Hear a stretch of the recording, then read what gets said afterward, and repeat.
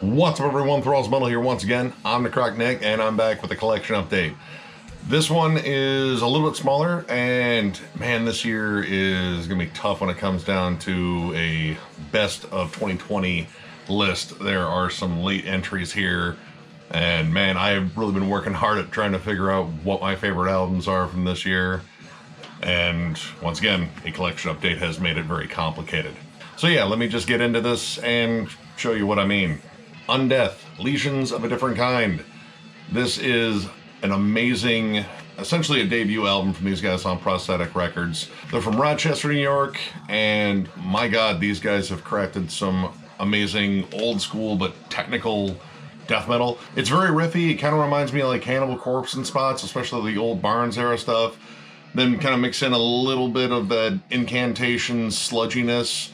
The riff structure is out of control. The drums are nuts. There's lots of off-time stuff, but there's always some killer, like, just riffy hooks to it. And the lead work on here is surprisingly pretty, like, clean. Like, it's not, like, all squeals and dive bombs.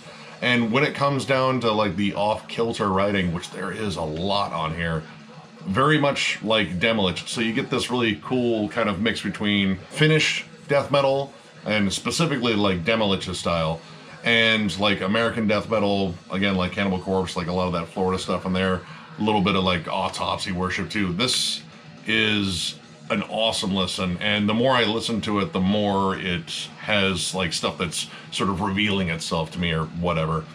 It's just awesome. I am kind of shocked by this. I kind of jammed a couple of tracks in this before it came out, and I was like, all right, that's really cool. And then jamming this as a whole, this is a remarkable album. So yeah, this one may end up in the list, may not. I don't know. It's really working on me. But either way, I strongly recommend you check this out if you're a giant death metal fan like me. Check it out. Gorophilia, In the Eye of Nothing. Yeah, this is another one that's kind of creeping up on me, and I love all the releases. I got into them when I heard Severed Monolith a few years ago, and went out and got their first album, and I think this new one might be their best one yet. I kind of want to go back and listen to the older ones, but this one is really working on me. I think there's more attention to hooks on this. These guys are Finnish Morbid Angel. Like, that is pretty much the only way I can describe it.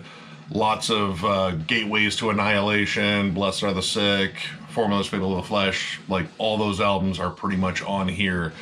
And I have to say there's a lot more melody and more hooks on this, but it does not take away from how unbelievably heavy this is.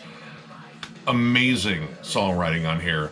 Loads of dynamics. The atmosphere is creepier than hell. The lead work screams Trey Azagoth, as it should, if you're going for a Morbid Angel sound, which, I mean, they have to be going for because they are absolutely nailing it. Absolutely love this release. It may be on my year-end list too. I don't know. God, these late entries are a pain in the ass because I'm really going back and listening to a lot of older stuff just to make sure. But man, this is absolutely incredible. Go out and get this. It's amazing from start to finish. I loved every second of it. Check it out. Morbid Saint, Spectrum of Death. I've been jamming this on YouTube for a long time, and I finally got around to getting it. This is the High Roller slip disc reissue of it. Now, this originally came out in 1990. This was their debut album. They have one other follow-up that didn't come out until 2015, and I don't believe there are any official copies of it on CD, but if they do have one, I'm going to find it because this is absolutely amazing. This is very raw thrash metal. It actually kind of screams like that sort of shift from thrash metal to death metal a little bit. Like, it has a lot of possessed worship on here.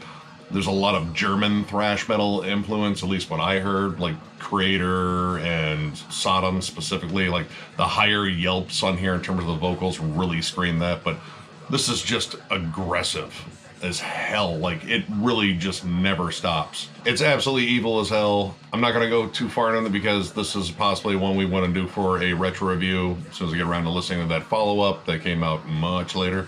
But yeah, if you haven't jammed this, this should be an underground thrash classic to most. If not, you need to listen to it because it's amazing. So yeah, definitely check this out. Hellripper, The Affair of the Poisons. This is their new album out on Peaceville Records, and this is a one-man black and thrash band from the UK. And oh my god, This is another one that's creeping up my list. This year's driving me nuts with too many good releases. Not a bad problem to have. But this is just high octane, fast, aggressive black and thrash. I love how this album just is nonstop forward, just keeps killing you with riffs, big hooks. It's like listening to Dark Throne play their versions of Kill 'Em All. Like, it is so fast, so aggressive, so thrashy. I love all the cool hooks. And for a one-man band, this guy can play pretty much everything very well. Like, it doesn't scream like, well, he's not as good at this as he is at this. Like, this is really, really well-rounded. The 1-2 punch of Beyond the Convent Walls and Savage Blasphemy, my God. If you're not in love with those machine gun guitars, I don't know what's going on there. This is absolutely incredible. There were a lot of people telling me I should review this or go out and get this. I finally got it, and you all were right. This is absolutely awesome. So yeah, another possible one for the year-end list. It's got a pretty good chance. Either way, definitely get this one. It is so worth it, and if you play it in your car, you're probably going to get a speeding ticket because it moves that fast. You'll want to move that fast too. Check it out. Pantera, Reinventing the Steel 20th Anniversary Edition. Generally, I don't buy reissues, but this is an anniversary edition, and it had something specifically I wanted, which was the Terry Date mix of the album. Now, originally the album, I believe, was mixed by Vinnie Paul himself, and it kind of had mixed results. This, they got Terry Date to remix that entire album, and it sounds wonderful. In terms of, you know, the big years for Pantera, like Cowboys from Hell all the way to this isn't my favorite one, but I remember getting this the day it came out, and I still really like a lot of the tracks on here. And this comes with a lot of extra stuff. I mean, you still have the original mix remastered on here. You have bonus tracks, like radio edits for the songs. All the bonus tracks, turns out, I already have. I bought all the soundtracks they appeared on, the compilations. Avoid the Light was probably my favorite one, but Immortally Insane was pretty cool. It's one of the doomiest songs they ever did. And then you have all the instrumental rough mixes, which are really cool to hear. You get to hear them in their raw form. And I kind of love that extra sort of stuff. And yeah, you get this kind of cool dented steel cover, because I never really liked the album cover for Reinventing the Steel. It's whatever. But as far as like anniversary reissues go, definitely get this. If this album had a strong connection with you, this is definitely, I think, the way to listen to it, especially with that Terry Date mix, because it's Terry Date. The dude does fantastic work. I don't think I need to tell anyone that. Check it out, though. Proscription Conduit. This is their debut album, came out on Dark Descent Records. This is Finnish blackened death metal, and this is pretty sweet too. Again, this year is getting tough towards the end. But this is just a really flat out killer album. It definitely screams like Behemoth in their like stronger years, or at least what I see as their stronger years, like some of the early blackened death metal stuff. Loads of dissonant riffing, loads of atmosphere. It kind of reminds me of Sulphurion a bit, which I absolutely love that band, and I can't wait for another release from them. And it has kind of that odd, like, immolation riff structure. Really love it. The atmosphere on here is, like, unapproachable. Like, it feels evil and just dense and murky, and that's the thing I really, really loved about it. Like, it really kind of transported you, but lots of great riffs in here, lots of great melodies. And I like how they take like a more straightforward blackened death metal sound and mix in that Finnish death metal sound where it's kind of extra sludgy and kind of doomy. I look forward to future releases from this band, and my God, this album cover is creepy. Like, it is just kind of unsettling. I can't wait to hear more, because this is really, really good. So definitely check this one out too. Satan's Host, Archdiocese of Evil, and I'm probably going to put a little censor bar in this cover, and hopefully the glare's covering up what's going on. He's not helping her up, I'll tell you that much. Anyway, this is a, well, I guess you can call them blackened death metal at this point, because they kind of changed around their sound. Like, they were early, like, heavy metal, then like blackened heavy metal, then blackened death metal. And they're just an odd band. They're from Denver. They formed in 1977. But this was, I believe, their second release, and it came out in 2000. So, I don't know, a long time of not really releasing anything and just touring and building their reputation, I guess. It's an odd release because it sounds very much like 90s death metal. Like, it actually has a lot of like Morbid Angel nods on here. And the blackened elements, I don't know if they're necessarily like straightforward black metal. Like, I don't know. It feels more like just evil death metal. And evil is maybe not even the right word because it's very campy. It's very campy, but it's like a fun kind of campy. And I really liked a lot of like the songs on here. I think the vocals are very clear and very dramatic, pretty fun. It kind of reminds me of like longer songs by a band like Nunslaughter. And I love Nunslaughter, but I kind of like them in the small doses because, I don't know, it kind of gives it that kind of grindy punk feel. These are a little bit more drawn out, but overall, this is a pretty interesting listen. I have a couple of their later releases, and this is vastly different from that. This is definitely the more black and death metal years, but I'll definitely check out more by them. It's just interesting, like, you know, finding out that these guys have been around since 1977. It's just, I don't know. You just don't pick a band with that logo, with that look, being around since the 70s. It's just kind of odd. Either way, definitely check it out. This is just recently reissued on Moorbound Records, so this is a brand new reissue. So go out, check it out, and yeah, it's pretty damn interesting. Anacrusis Reason. This is their second album. This was reissued on Marquee Records, and this was the only one I think I was missing in terms of studio releases, minus the one where they re-recorded everything. I generally don't go for that. But this is kind of their big shift when they turned more towards like progressive thrash or almost kind of progressive metal in general. Came out in 1990, and from their first album, Suffering Hour, you definitely notice a big shift. Like the vocals are more sung. There's definitely still some screams in there and some really weird high-pitched wailing, but either way, it kind of fits with this because this is really like interesting when it comes down to the songwriting. There's lots of like jazz fusion moments, polyrhythms. Song structure kind of doesn't go with that whole verse chorus thing. There's lots of really cool drawn out bridges. The lead work is crisp on here. This is a really awesome release. The only song I really didn't get into was the opening track, Stop Me.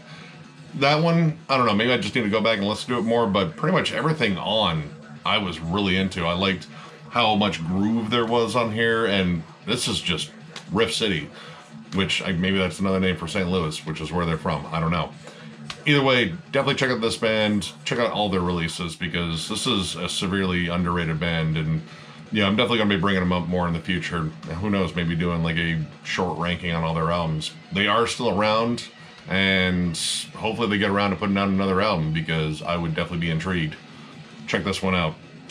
Alright, so the next three are by the same band because I went on their Bandcamp and I liked their sound so much I ordered all their shit. So yeah, that's how that worked out. And that band is Incremate. This is their debut album, Prospect of Death. This came out in 2016 on God Eater Records, and this is German death metal that doesn't sound like Swedish death metal, which is kind of refreshing because I get a lot of German death metal that sounds like Swedish death metal. Flesh Crawl, Revel in Flesh, all those. This sounds like kind of Floridian death metal. Actually, it is very thrashy. I would say it kind of almost sounds like death thrash. There's lots of nods to, you know, bands like Cannibal Corpse, Deicide, Monstrosity, but you also get like Pestilence in terms of their very straightforward, very thrashy approach too. I really dug this one. I didn't like the production on this one very much, and the vocals are kind of dry. They really don't do much, but this is driven by riffs and just energy, and pretty solid debut. Then we get into their second album, 2018's Violence and Insanity. This is on German Democratic Recordings, which, okay, that's an interesting name for a label, but either way, this I saw a lot of improvement. I think the production's a lot better. This has like kind of a live show feel and just fiercely 90s production, but it's mixed and separated really well. This is only a 3-piece, so you're really not gonna get like a lot of leads because they kind of didn't do a lot of like doubling of the guitars, which I kind of like because that's what you're gonna get live. More groove on this, more attention to hooks. I really like this one. They definitely amped up aspects of what they did well, like mainly that thrash influence because it is definitely more prevalent here, but this is always death metal. It's not a thrash metal album, but it is very, very thrashy. It kind of has that Vader-like energy. Definitely recommend this one, of course the first one too, but I strongly recommend their newest album. Came out this year, Mortal Domain, also on German Democratic Recordings. This actually was covered by Jammin' John and his What's John Jamming. And we kind of missed an opportunity to get like free stuff sent our way, but after I heard this, I was like, yeah, I have no problem giving these guys my money because this is absolutely killer stuff. Very similar production to the last one, but I think this one once again intensifies hooks. They throw in a lot of just killer, catchy riffs, absolutely stuck in your brain riffs. More groove-oriented moments, more like kind of like breakdown moments, and I think the vocals sound a little bit lower on here. Still a little flat, but at the same time, they don't take anything away from the music, so I really can't knock them. Awesome stuff. Definitely check out all 3 of these albums. This one is absolutely killer as well. Yet another one could be on the year-end list. I don't know. There's a lot of stuff to go over, but whew, good stuff. Definitely check this out. Well, that knocks out another one of these. I don't know. There might be another one before the year end. I don't know. I mean, I'm still hitting up the record store all the time, but generally release will start slowing down around this point. It's generally me picking up stuff I've missed that I shouldn't have, I guess. But, I mean, there's tons of music out there, and I'm always hunting down new tunes, and there's a lot of older stuff I want to get to. So, who knows? There might be another collection update or 2 before the year end, but either way, it's getting down to that time where I'm starting to pick out what's going to be on the year end lists, and it's, oh my God, it's tough. So, if you enjoyed this video, give it a thumbs up. And if you are new to the channel, subscribe because we do stuff like this all the time. We will catch you later.